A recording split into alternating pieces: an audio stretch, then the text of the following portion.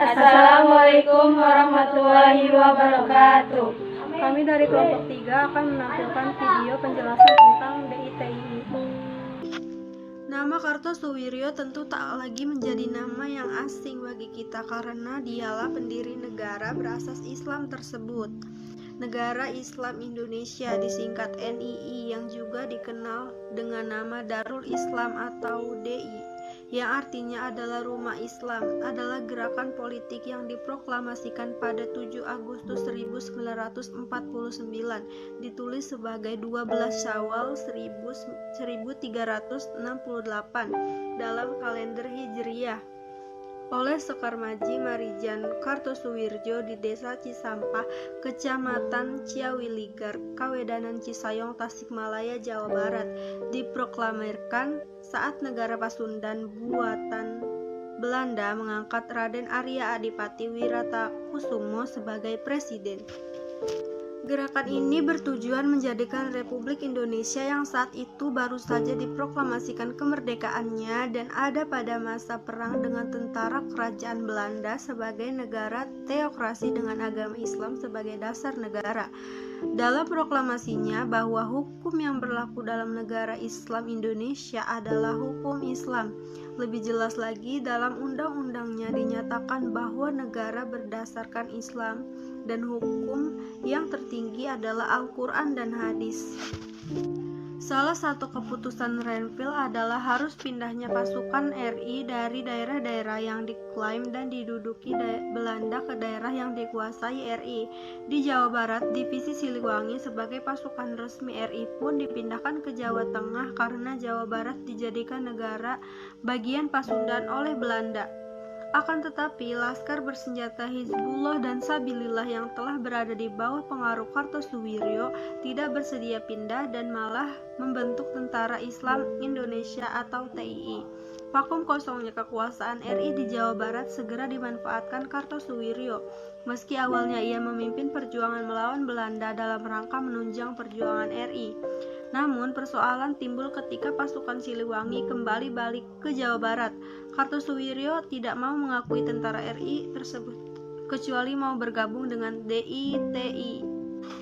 Pemerintah telah melakukan berbagai upaya, seperti melakukan pendekatan musyawarah yang dilakukan M. Natsir. Namun pendekatan musyawarah tersebut tidak membawa hasil, sehingga pemerintah RI terpaksa mengambil tindakan tegas dengan menerapkan operasi militer yang disebut Operasi Pagar Betis dan Operasi Bartayuda untuk menumpas gerakan DITII.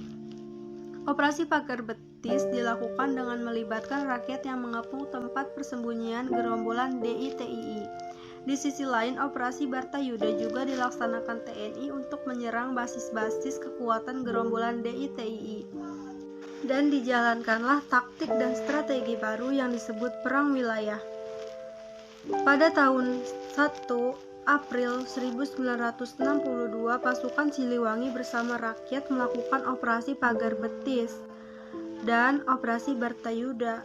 Pada tanggal 4 Juni 1962, SM Kartosuwiryo beserta para pengikutnya berhasil ditangkap oleh pasukan Siliwangi di Gunung Geber, Majalaya, Jawa Barat. Sekar Maji Marijan Kartosuwiryo sempat mengajukan gerasi kepada presiden, tetapi ditolak. Akhirnya, SM Kartosuwiryo dijatuhi hukuman mati di hadapan regu tembak dari keempat angkatan bersenjata RI 16 Agustus 1962. Yang kedua yaitu DITII Jawa Tengah. Fata lengkapnya, Amir Fata adalah Komandan Laskar Hizbullah di daerah Tulangan, Sidoarjo, dan Mojokerto di Jawa Timur pada pertempuran 10 November 1945. Setelah perang kemerdekaan, ia meninggalkan Jawa Timur dan bergabung dengan pasukan TNI di Tegal. Setelah bergabung dengan Kartosuwiryo, Amir Fata kemudian diangkat sebagai komandan pertempuran Jawa Tengah di pangkat Mayor Jenderal Tentara Islam Indonesia.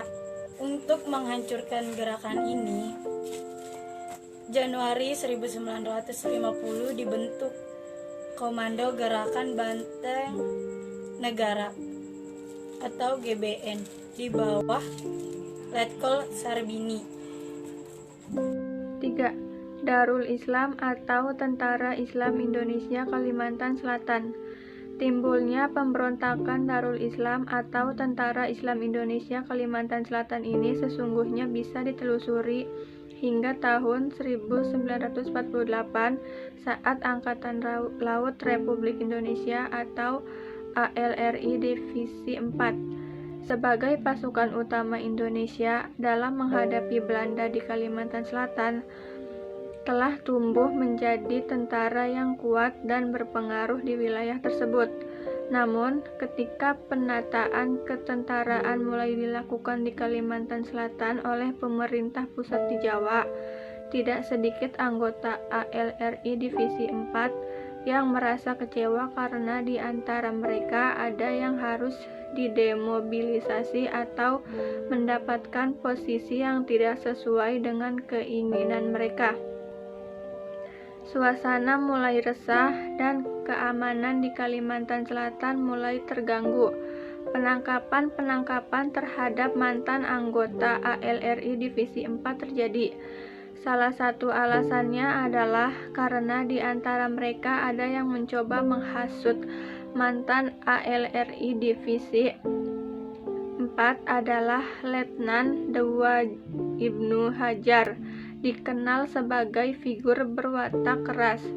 Dengan cepat ia berhasil mengumpulkan pengikut, terutama di kalangan anggota ALRI Divisi 4 yang kecewa terhadap pemerintah. Ibnu Hajar bahkan menamai pasukan barunya sebagai Kesatuan Rakyat Indonesia yang tertindas.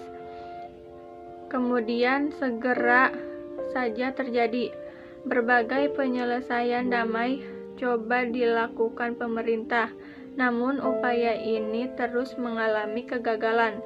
Pemberontakan pun pecah. Akhirnya tahun 1954 Ibnu Hajar memilih untuk bergabung dengan pemerintah Darul Islam atau Tentara Islam Indonesia.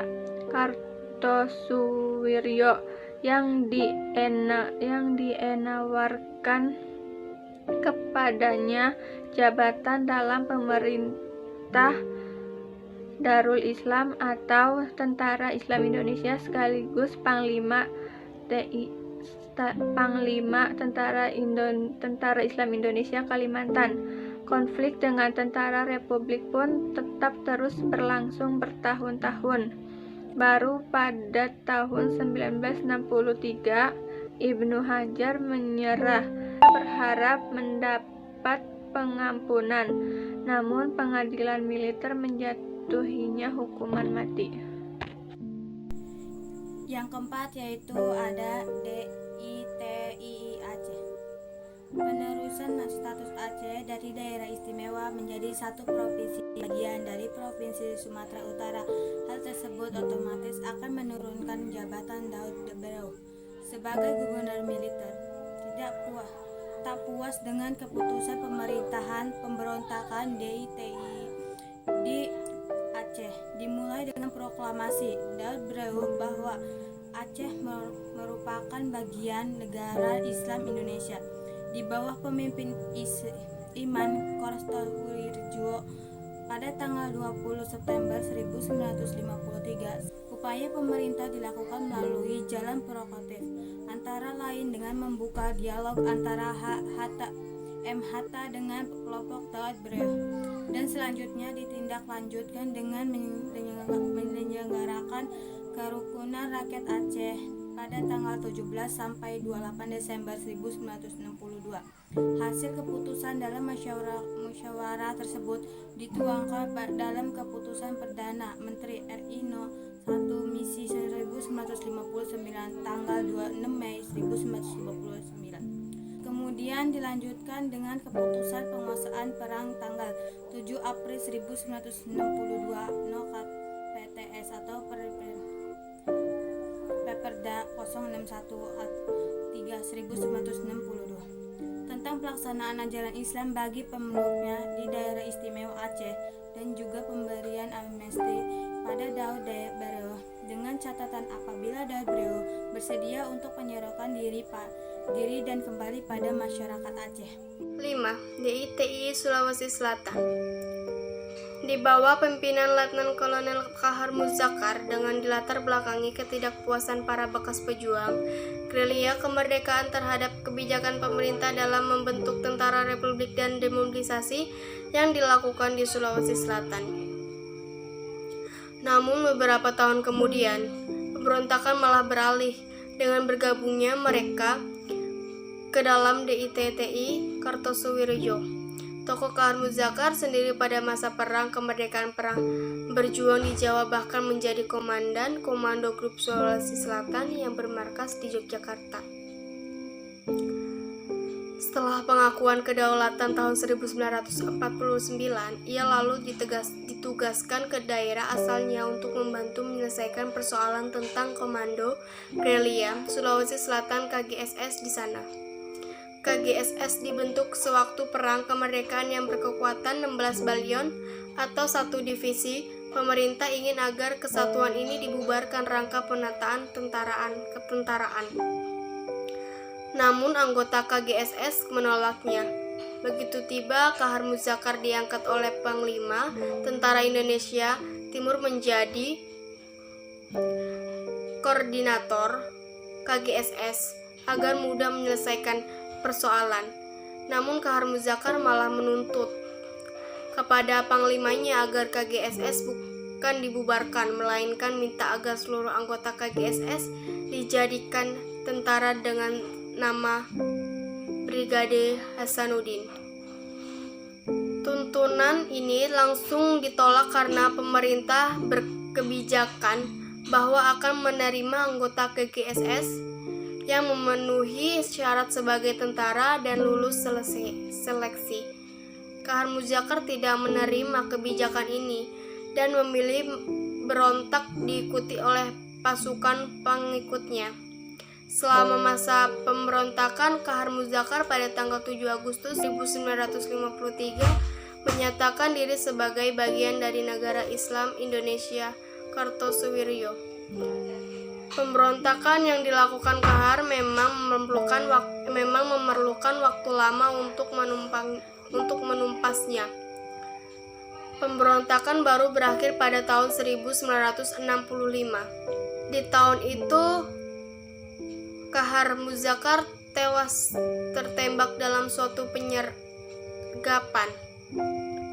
Pemberontakan yang berkait dengan DITII juga terjadi di Kalimantan Selatan. Sekian dari kami, kurang lebihnya mohon maaf. Wassalamualaikum warahmatullahi wabarakatuh.